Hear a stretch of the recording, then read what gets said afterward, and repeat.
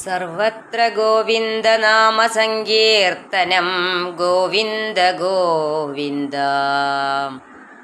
യോന്തഃ പ്രവിശ്യ മമ വാചമിമാം പ്രസുപ്താം സഞ്ജീവയത്യഖിലശക്തിധരസ്വധാംനാ അന്യാംശ്ച ഹസ്തചരണശ്രവണത്വഗാദീൻ പ്രാണാൻ നമോ ഭഗവതേ പുരുഷായ തുഭ്യം. സദാശിവസമാരംഭാം ശങ്കരാചാര്യമധ്യമാം അസ്മദാചാര്യപര്യന്താം വന്ദേ ഗുരുപരമ്പരാം. ഹരിനാമകീർത്തനം 55-ാമത്തെ ശ്ലോകം. യാതൊന്നു കണ്ടതതു നാരായണ പ്രതിമ, യാതൊന്നു കേട്ടതതു നാരായണ ശ്രുതികൾ, യാതൊന്നു ചെയ്വതതു നാരായണാർച്ചനകൾ, യാതൊന്നതൊക്കെ ഹരി നാരായണായ നമ. നാരായണായ നമ നാരായണായ നമ നാരായണായ നമ നാരായണായ നമ. നാരായണ സകല സന്താപനാശന ജഗന്നാഥ വിഷ്ണു ഹരി നാരായണായ നമ. ഞാൻ കാണുന്നതും കേൾക്കുന്നതും ചെയ്യുന്നതും എല്ലാം നാരായണൻ്റെ രൂപങ്ങളെയാണ്.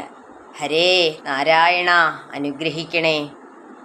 ഹരിനാമകീർത്തനത്തിൻ്റെ തുടക്കത്തിൽ തന്നെ പ്രപഞ്ച രഹസ്യങ്ങളെക്കുറിച്ചിട്ടും യോഗചര്യകളെക്കുറിച്ചും ജീവാത്മാ പരമാത്മാ ഐക്യത്തെക്കുറിച്ചും പാടിയ ആചാര്യൻ തന്നെ മറന്ന് പാടിയതാണിത്.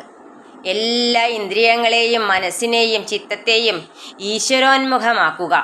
ഇവിടെ കാണുന്നതും കേൾക്കുന്നതും എല്ലാം ഈശ്വരനാണെന്നറിയുക. ശ്രീമദ് ഭാഗവതത്തിൽ നളകൂപുര മണിഗ്രീവന്മാർ പ്രാർത്ഥിക്കുന്നതും ഇതിലേക്ക് എത്താൻ തന്നെയാണ്.